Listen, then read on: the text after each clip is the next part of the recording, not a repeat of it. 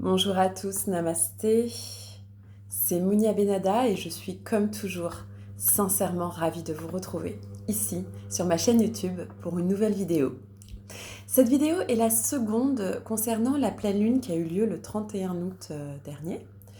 Et je ne sais pas vous, mais me concernant, elle m'a énormément impactée, notamment d'un point de vue du sommeil. Ça a été très compliqué de gérer mon sommeil ces derniers jours, mais ça a été également l'occasion de canaliser énormément d'informations.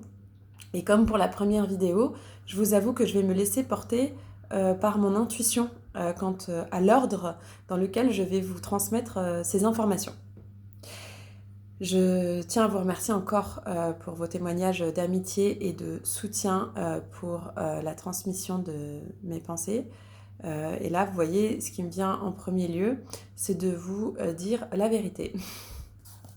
Cette pleine lune est une lune, j'ai l'impression, et les énergies en général dans lesquelles nous entrons dans les prochains mois, sont ceux de la vérité.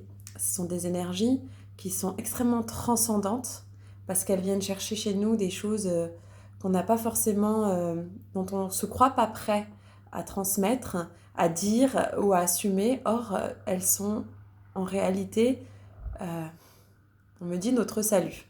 Donc, elles sont en réalité la garantie d'un alignement, d'un ancrage qui soit sur des bases solides et non sur voilà, quelque chose qui peut s'effondrer à tout moment. Donc, je vais m'appliquer à moi-même ce premier conseil en étant dans l'authenticité avec vous sur cet aspect que je vais vous livrer.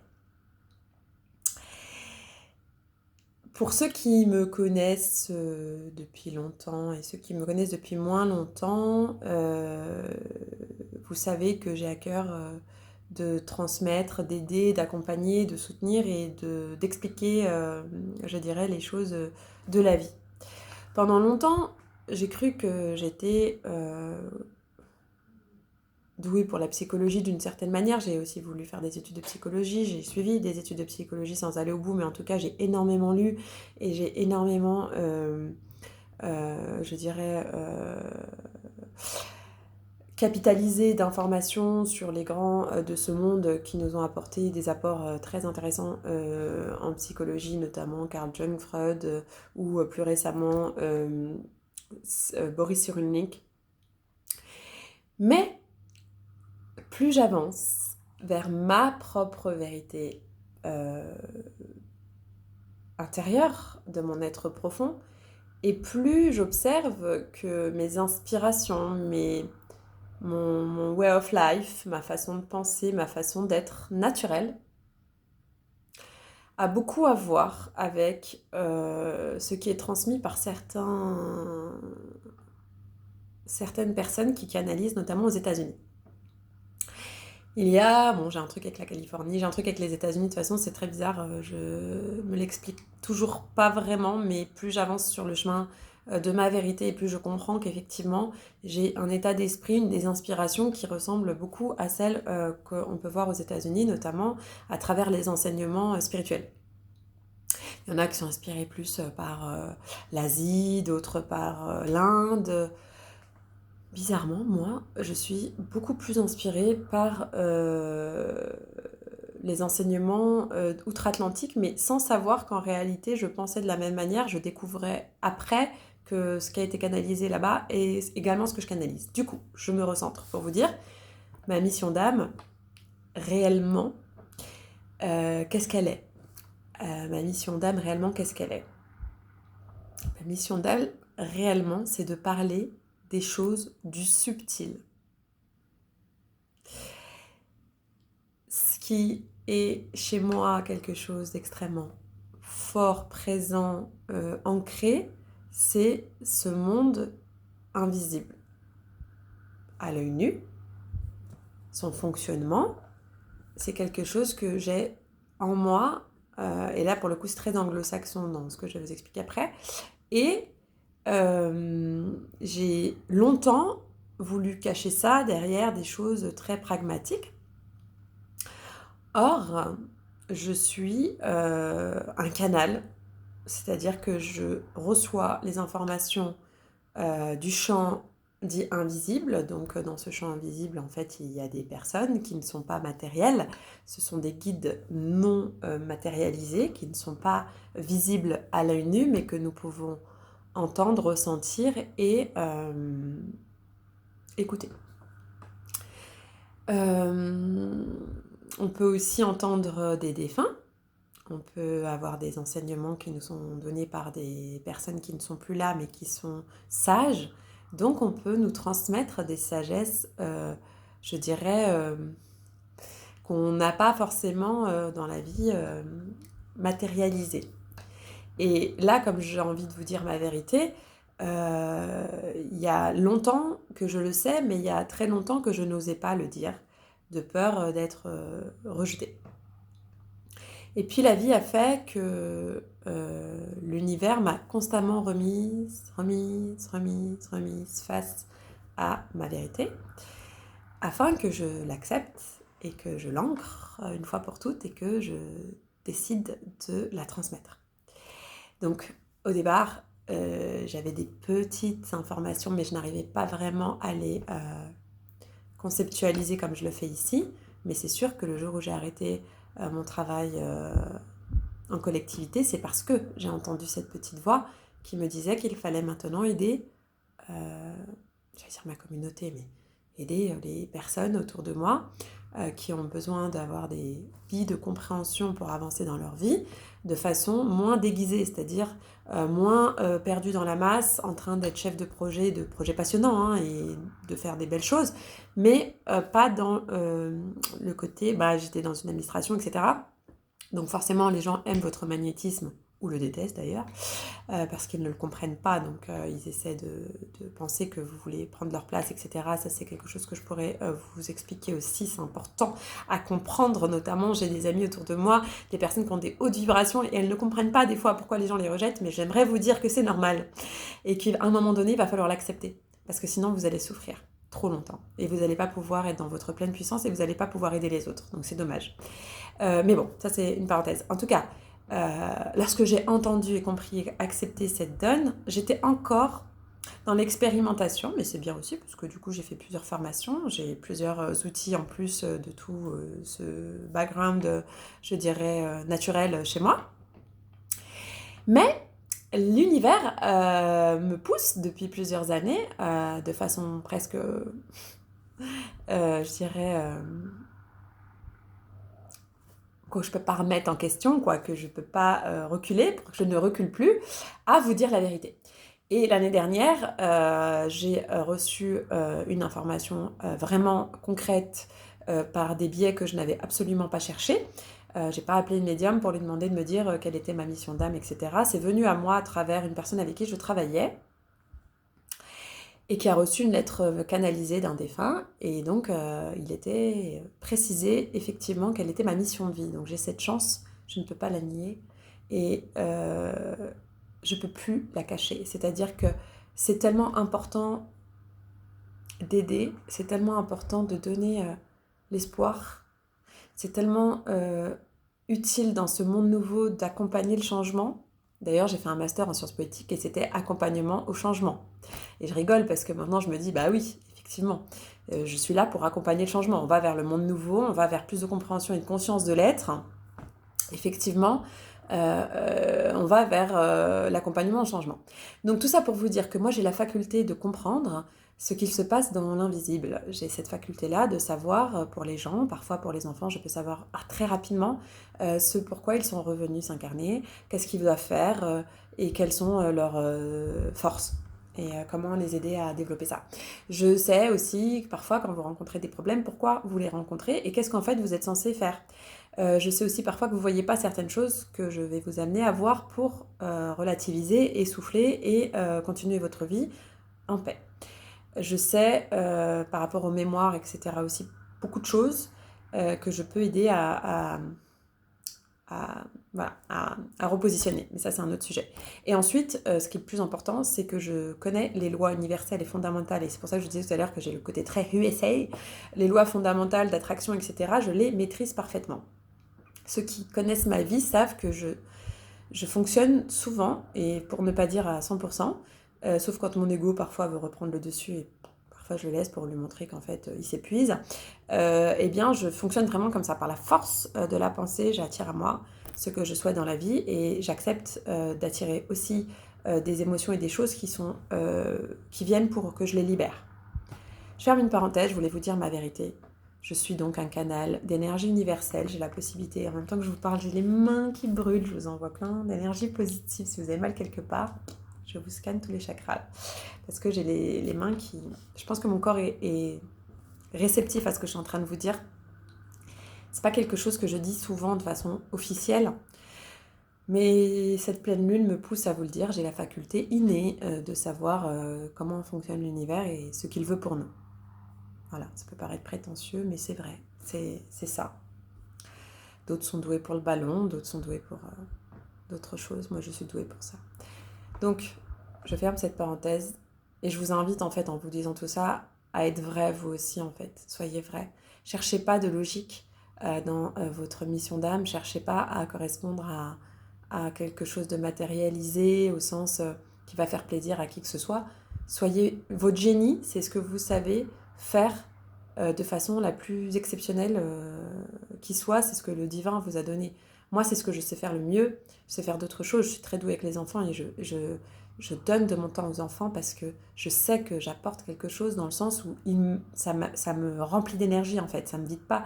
Ça me permet d'être en contact avec justement l'univers, le subtil. Les adultes parfois s'éloignent tellement de ce côté magique que le fait d'être en relation avec les enfants, d'ailleurs les enfants des fois le ressentent aussi, avec moi, c'est que du coup on est vraiment dans cette douceur, ce lien avec l'univers extrêmement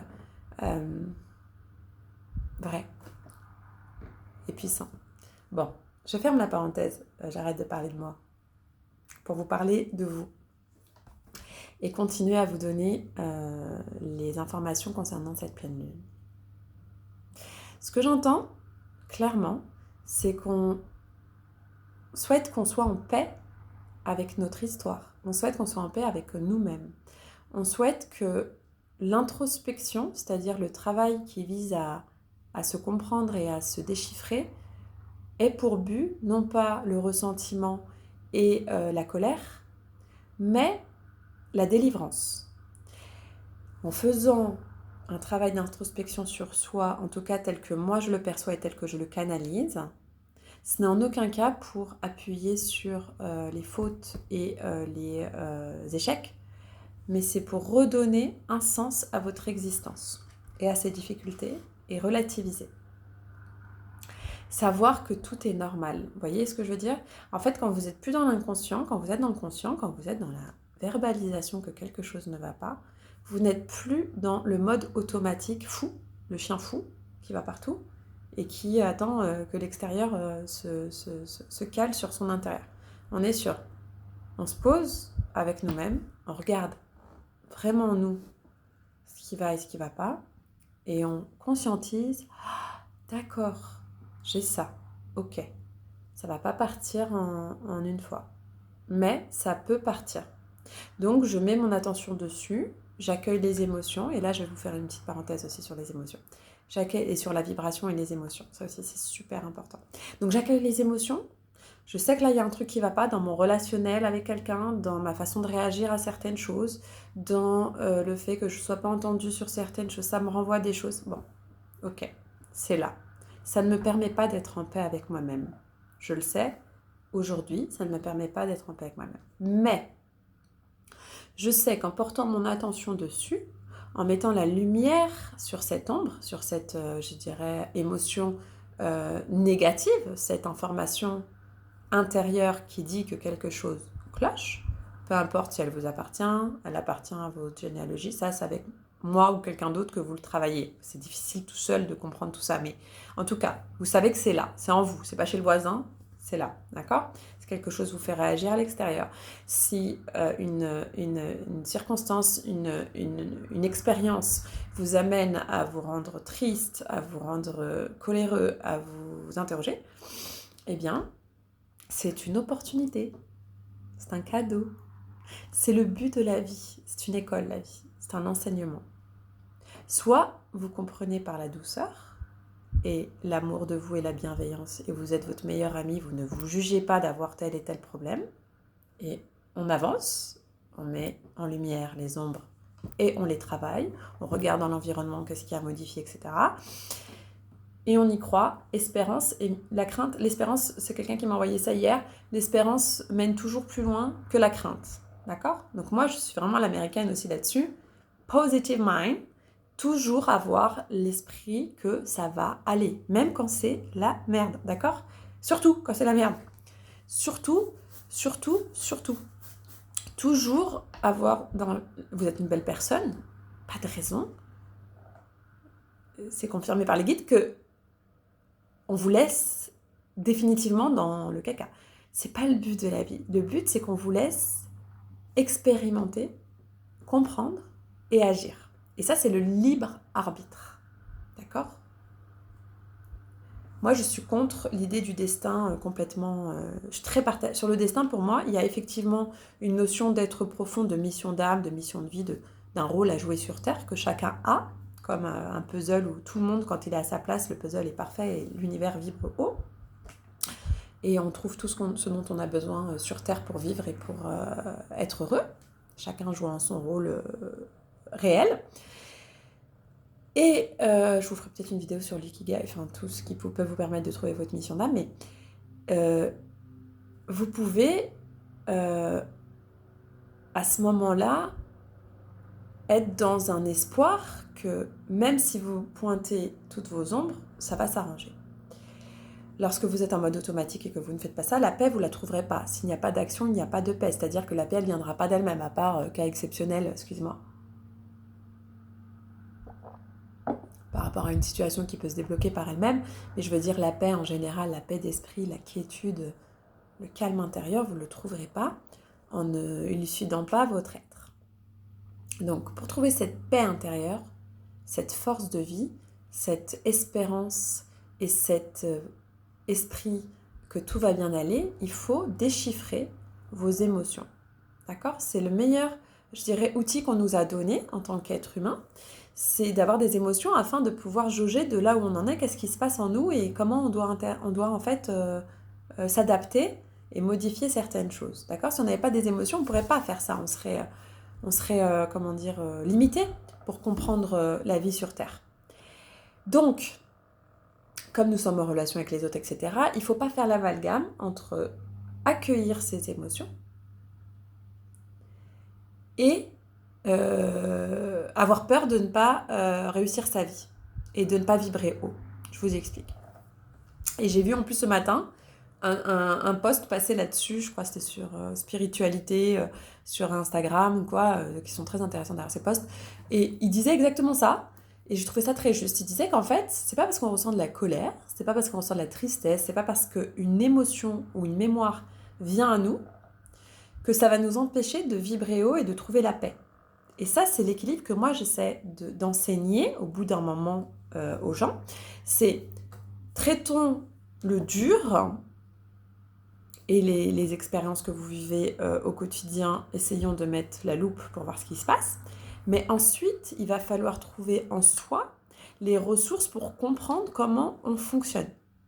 Quand on appuie sur un bouton et que ça part, qu'on sache qu'en fait, c'est une émotion qui est déclenchée par rapport à un souvenir ou par rapport à un trauma ou par rapport à une interprétation par rapport à nos blessures. Je vous renvoie à mes vidéos sur les blessures. Mais quoi qu'il en soit, vous pouvez ressentir de la tristesse. C'est sain même, en fait. C'est à certaines étapes de votre vie, vous allez ressentir des choses. Il va falloir les accueillir, surtout pas les rejeter. Et dire, voilà, je suis en train de vivre de la tristesse. Je suis en train de vivre de la colère. Je suis en train de vivre une chose désagréable en moi, qui me plombe à ce moment-là, mais qui ne va pas plomber ma vie et ma paix intérieure. Elle va juste me traverser comme une vague. C'est que cette chose est en moi. Vous allez vous regarder comme un ami, que vous allez soutenir, vous n'allez pas vous juger. Si un ami va mal, il est par terre et qu'il est en train de pleurer, vous n'allez pas lui passer dessus en lui mettant une petite claque en lui disant « t'es un vaurien et tu devrais pas pleurer, c'est nul à ton âge ». Non, tu lui dirais « libère ton cœur, je suis là, je comprends, si je peux t'aider, je peux t'écouter, est-ce que je peux faire quelque chose pour toi ?» Peut-être la personne a juste besoin que vous l'écoutiez, elle a juste besoin de se relâcher, elle a juste besoin de s'allonger sur votre canapé et savoir qu'elle est dans un endroit, un environnement qui la soutient, qui la rassure. ou avoir des vos conseils. En tout cas, soyez ce meilleur ami pour vous lorsque ces émotions viennent. Et franchement, croyez-moi, il peut y avoir beaucoup d'anxiété chez beaucoup d'entre vous et je sais de quoi je parle parce que toute une partie de ma vie, de mon adolescence, j'ai vécu avec une grande, grande anxiété. Et donc j'avais des émotions très, très lourdes. Et pour autant, j'avais une force et une volonté, une vibration de gagnante quelque part. Mais je ne savais pas tout ce que je suis en train de vous dire aujourd'hui de la même façon que je suis en train de vous le dire aujourd'hui. Ensuite, lorsque j'ai compris et que j'ai travaillé sur ces questions-là et que je les ai développées, que je les ai expérimentées intérieurement, j'ai compris quelque chose. Même lorsque votre vibration est haute, même lorsque vous allez vers de plus en plus de bien-être, même lorsque vous êtes plus aligné avec vous-même, vous ne pouvez pas savoir quand est-ce qu'une émotion va être réactivée par quelqu'un ou quelque chose ou que vous allez ressentir une tristesse ou une colère qui va vous prendre votre énergie. La bonne solution, c'est de garder l'espérance que vous êtes un être en devenir, en évolution, que vous n'êtes plus celui que vous étiez avant. Je disais ça hier à une amie qui s'inquiétait d'un sujet. Je lui disais, mais rappelle-toi qu'aujourd'hui, ton cerveau est en train de te raconter des conneries parce que tu n'es plus la personne que tu étais il y a 4, 5, 6 ans lorsque tu vivais la même situation. Donc, il n'y a pas de raison que tu t'effondres comme tu t'es effondré il y a 6 ans. Et je le souhaite à cette personne et à tout le monde que dans 6 ans, cette émotion n'existera même plus en elle parce qu'elle aura tellement fait le chemin. Mais en attendant, qu'est-ce qu'on fait? On reste dans la tristesse et dans le désespoir ou on accueille et on fait de l'espace pour créer un environnement de meilleur ami pour soi à ces émotions-là quand elles viennent, tout en sachant qu'elles vont laisser place à la paix intérieure puisque vous êtes un être conscient et constamment en train de travailler vos problématiques. Si vous êtes dans cet état d'esprit, vous voyez, force de l'esprit, où vous ne vous identifiez pas à l'émotion, vous dites j'ai une émotion en moi, mais cette émotion, elle est là, c'est une partie, mais c'est pas tout moi. C'est une partie de moi dans l'enfance qui a vécu ça, ou qui est en train de réactiver ça d'une mémoire passée d'un grand-parent. Ok, c'est le but de l'existence, d'être venu les expérimenter, les éprouver, pour les libérer. Et plus vous serez dans cet accueil, plus vous accepterez de les libérer, plus vous serez dans cet état d'esprit positif et très US, de gagnant, et que ce n'est pas un échec, c'est juste un entraînement à être de plus en plus en paix, plus vous gagnerez en énergie, d'amour pour vous, pour le reste, pour la création, etc. D'accord? Pour les autres autour de vous. Chaque émotion est une occasion de guérir une blessure qui a plombé à un moment donné votre vibration très fortement, qui la plombe de moins en moins en faisant le travail que je vous propose, et qui un jour ne la plombera plus. Mais voyez, essayez de faire la part des choses entre ce que vous pouvez ressentir et ce que vous êtes réellement. Voilà, ce que j'entends dans des guides, c'est ça, c'est vous n'êtes pas ce que vous ressentez la plupart du temps, sauf lorsque vous ressentez constamment un déséquilibre en présence ou dans un environnement, etc., c'est que en fait, ça ne vous convient pas, c'est tout. Là aussi, j'en parlais ce matin avec une amie par rapport aux environnements de vie. Il y a des personnes qui ne sont pas faites pour être urbaines, trop, et qui souffrent physiquement de vivre dans la pollution, etc. Bah, écoutez votre corps, ne vous dites pas dans 20 ans, je serai à la retraite, je pourrai partir. Non, en fait, des actions nécessaires pour quitter cet environnement de manière à gagner en fluidité. Vous voyez, je ne peux pas tout vous donner. Après, c'est au cas par cas, mais là, j'essaie de vous faire un petit peu une canalisation globale. Après, il faut voir au cas par cas votre situation en particulier, que je la comprenne et que je puisse vous aiguiller sur ce qu'ils veulent pour vous. Voilà, je vais être encore plus vrai. Ce qu'ils veulent pour vous. Et ils vous veulent que du bien. Voilà. Donc, c'était une autre piste de réflexion sur la paix intérieure pour cette pleine lune. Être dans la vérité. Je vous ai donné la mienne, en partie. Je vais continuer à vous la donner. Ça me fera énormément de bien. Et deuxièmement, vous aligner avec vos émotions, accepter qu'elles soient là, ne pas vous identifier à elles comme étant tout vous, savoir que la paix intérieure nécessite que vous passiez par cette phase d'acceptation de ces émotions, de les accueillir pour les libérer. Je vous ai fait beaucoup de vidéos sur comment libérer les mémoires Ho'oponopono, le petit bonhomme allumette, et je vous invite à venir, si vous le souhaitez, prendre des rendez-vous avec moi. Je vous suis une fois par mois si vous le souhaitez, une fois par semaine pendant 1 mois minimum pour traiter vos problématiques, en tout cas déblayer le plus gros et voir après si je peux vous aider. Et vous avez la possibilité aussi de lire des choses. Je vais vous donner encore et encore et encore tout ce que je sais. Vous savez quoi? Je pense qu'il y aura une 3e vidéo sur la pleine lune. Je vous dis à très bientôt. Merci de m'avoir suivi, merci de m'avoir écouté. Je vous invite à me soutenir afin que d'autres puissent accéder à ces informations.